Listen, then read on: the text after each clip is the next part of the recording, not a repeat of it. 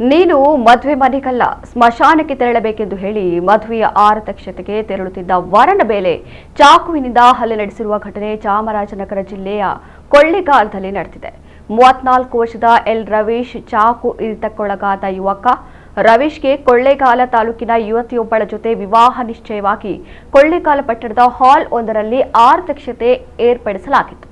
ಆರತಕ್ಷತೆಗೆ ತಮ್ಮ ಗ್ರಾಮದಿಂದ ಕಾರಿನಲ್ಲಿ ಕುಟುಂಬ ಸದಸ್ಯರೊಂದಿಗೆ ತೆರಳುವಾಗ ರಸ್ತೆಯ ಬಳಿ ಹೊರ ತೆರಳುತ್ತಿದ್ದ ಕಾರನ್ನ ಹಿಂಬಾಲಿಸಿ ದುಷ್ಕರ್ಮಿಗಳು ಅಡ್ಡಗಟ್ಟಿ ಏಕಾಏಕಿ ಹಲ್ಲೆ ನಡೆಸಿದ್ದಾರೆ. ರವೀಶ್ ಮೇಲೆ ಚಾಕುವಿನಿಂದ ಇರಿಯಲು ಯತ್ನಿಸಿದ್ದು ಎಡಗೈ ತೋಳಿಗೆ ಚಾಕು ಇರಿದು ರಕ್ತಸ್ರಾವವಾಗಿದೆ. ಸದ್ಯ ಸರ್ಕಾರಿ ಉಪವಿಭಾಗ ಆಸ್ಪತ್ರೆಯಲ್ಲಿ ರವೀಶ್ ಚಿಕಿತ್ಸೆ ಪಡಿತಾ ಇದ್ದು ಪ್ರಾಣಾಪಾಯದಿಂದ ಪಾರಾಗಿದ್ದಾರೆ. ಇನ್ನು ವಧುವಿನ ಮಾಜಿ ಬಾಯ್ ಫ್ರೆಂಡ್ ಈ ಕೃತ್ಯ ಎಸಗಿರಬಹುದು ಎಂದು ಶಂಕಿಸಲಾಗಿದ್ದು ಕೊಳ್ಳೇಗಾಲ ಪಟ್ಟಣ ಠಾಣಾ ಪೊಲೀಸರು ದುಷ್ಕರ್ಮಿಗಳ ಬಂಧನಕ್ಕೆ ಶೋಧ ಕಾರ್ಯ ನಡೆಸ್ತಾ ಇದ್ದಾರೆ.